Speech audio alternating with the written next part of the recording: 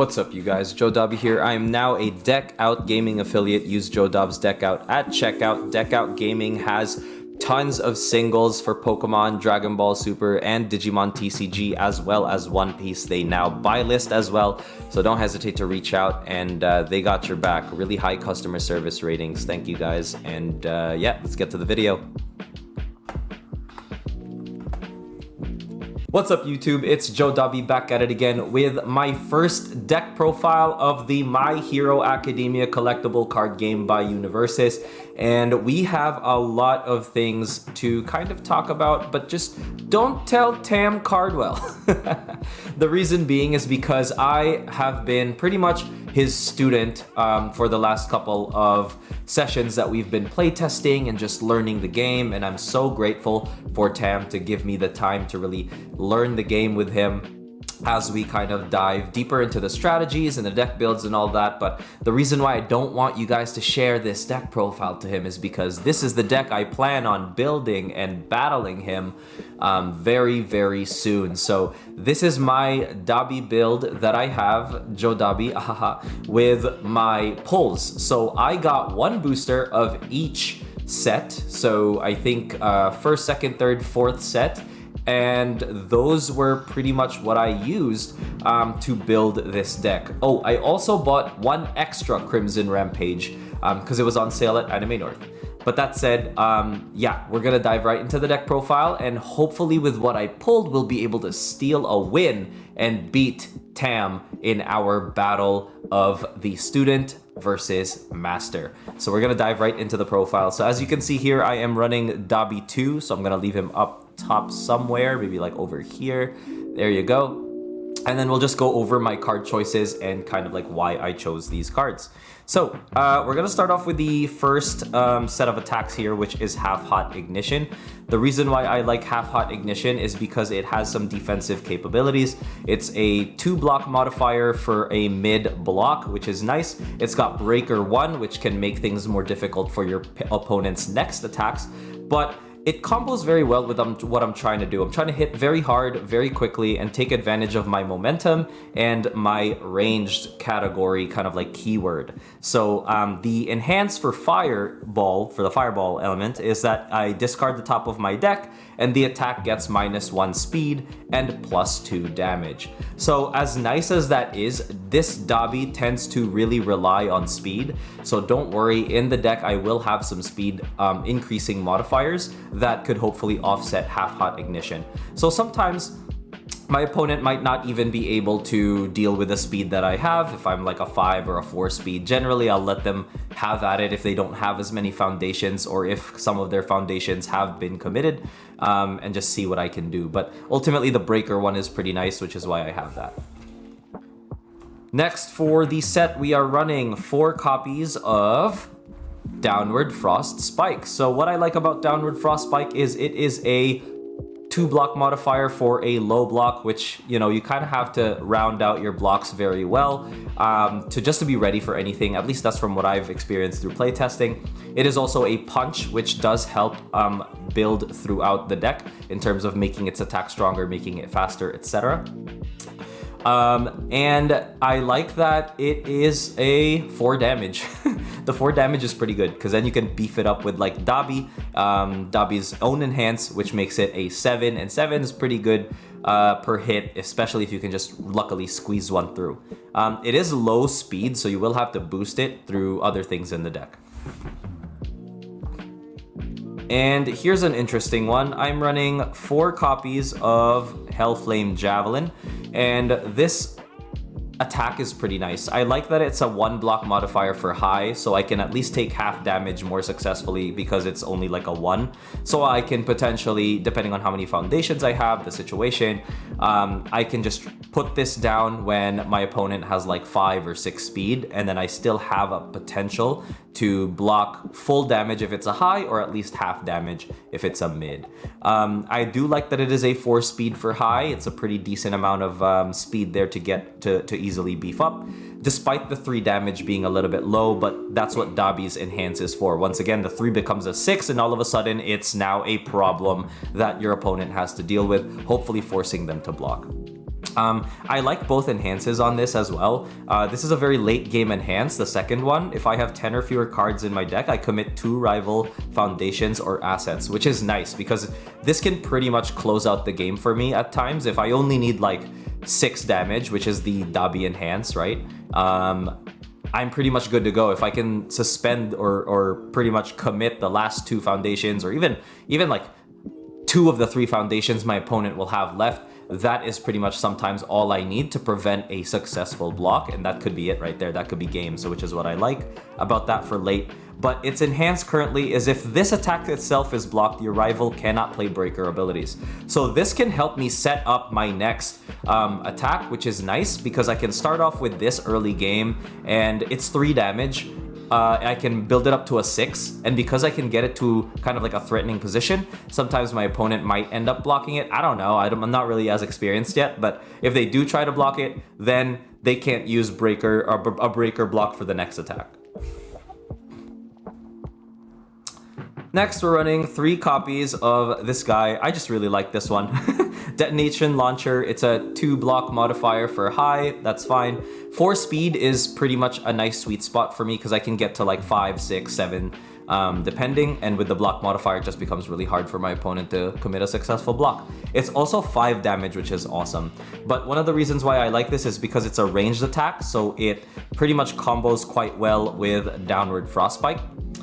In addition to that, I can enhance and flip a foundation. If the next attack is a high that I play, add the top card of my deck to my momentum, which really helps the powerful mechanic, and the powerful mechanic is in my finishers in the deck.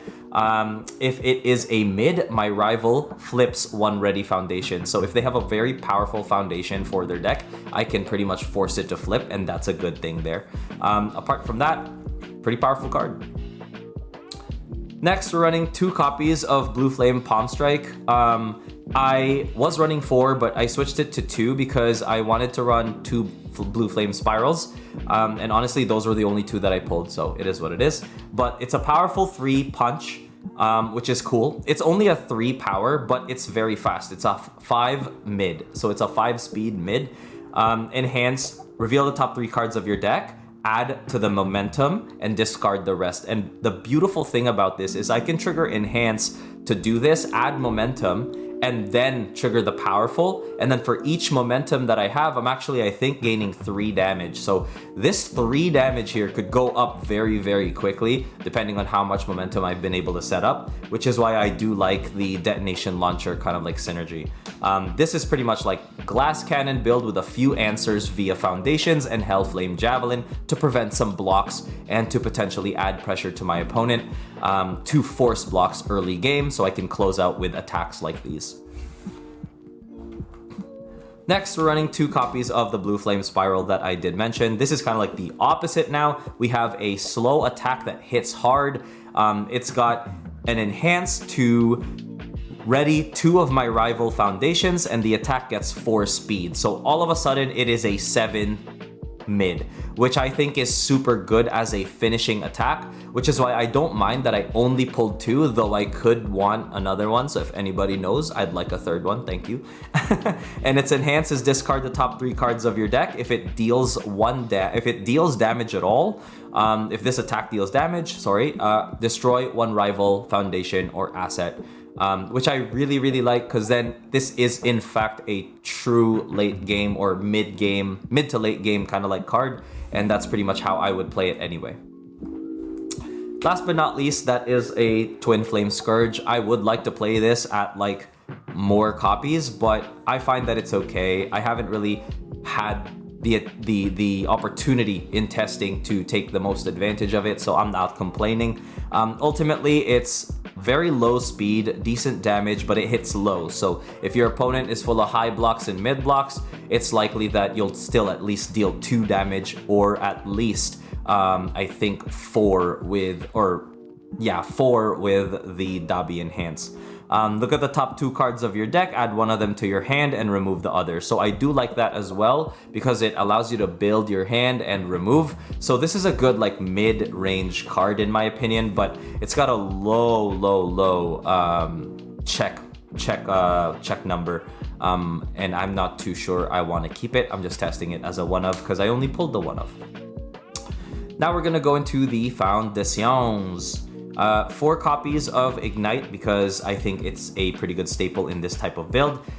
Destroy this foundation. My next check to play a card gets +1. So this is pretty much gonna help me extend my plays if I want to have like larger, bigger turns, or if I want to set up for a really big turn. This is gonna come in clutch basically to finish out the game. It's only playable if I have 10 or more removed cards anyway. So, you know, with a combination of Dabi's mill top 3 or remove top 3, in addition to some of my attacks here, I'll be able to get to 10 hopefully very quickly. And with that, I can trigger this to destroy it and make my final checks or my next couple attacks +1. It's also playable while committed.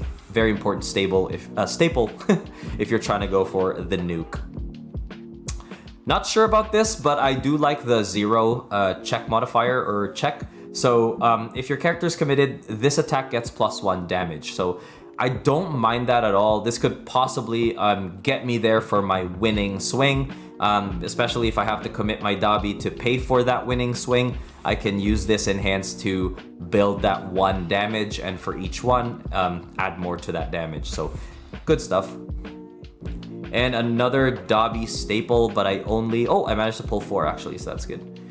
So 4 fire starters. If you have 10 or more removed cards, draw a card on the flip, which is very nice. Like a lot of games, as Tam the master did tell me, a lot of games sorry, are won just from being able to flip and draw that winning card, right? So I think that is quite important. It's also 1 check, which is gonna pass like all the time.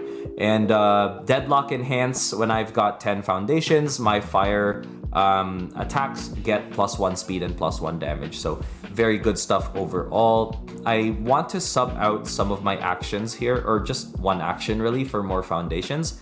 But let me know what you guys think in the comments when I kind of go over my actions. 4 copies of Ice Gliding. I like this because it adds +1 speed for me and -2 for thee. And if the attack is blocked, the next attack gets +1 speed or -1 speed. So I can use this offensively or defensively, and this is the card that's really gonna accelerate and add speed to my attacks that hopefully will hit hard. And if they hit hard enough, I can pretty much just build up the speed. And 4 Ice Gliding, I think, is mandatory for me. I'm running 4 copies of this card. I don't know how you guys feel about it, but 4 copies of Forcing Surrender. Its response is after I play a combo ability, your rival discards 1 momentum. So nice to kind of slow them down. I actually don't even know if I have combos. Let me double check that. Because if I don't, then this is an instant replace. And I don't have a combo ability, so I'm gonna have to replace that because I don't really think it helps. But it's just a cheap momentum in fire, so I don't mind that. It's just a cheap foundation in fire. Sorry about that. But if you guys think you have a better suggestion, please help me replace this. So we'll leave that for now. Next, I only pulled 2 copies, easily replacing Forcing Surrender if I pulled 2 more, but Villainous Entrance. Commit, your Fury attacks gain stun 1, which is very nice. I do have a few Fury attacks here. And response flip, after your rival builds a foundation during the combat phase, commit it. Playable while committed. So I think that's a very good kind of like response, just to prevent attacks when I don't have any means of successfully blocking, etc. I can make them pay more and hopefully get the checks to fail. And I think this is the best foundation in the entire deck, League Interview. So League Interview is a check modifier for 6, which is very good, and it's first form, so I have to use this, I think, before I do anything else on my turn. And I discard the top 2 cards of my deck, and my next check to play an attack gets a +1. So really sets up my next attack, which is very good because it makes it for an easy, like I generally want to play my most expensive attack, which is nice. And the response is flip, after you make a check to block, that check gets +1, which is cool. Next, we're running 3 copies of Pyromania. Again, I only pulled 3 Pyromania, but that's all right. Form once per turn, remove 1 momentum. Your attacks get +1 speed for the rest of the turn. So I think that's a very, very important card, and I need to see this in because the speed would stack, right? So if I get +1 speed for the rest of the turn, I think that's very, very important to keep building my attacks and hopefully preventing blocks as much as I can. Its enhance is when I remove it, the attack gets -3 damage, so it's a good way to kind of defend myself. It's only playable when I have more removed cards than my rivals, so unless it's a mirror though, generally I think I'm gonna be fine.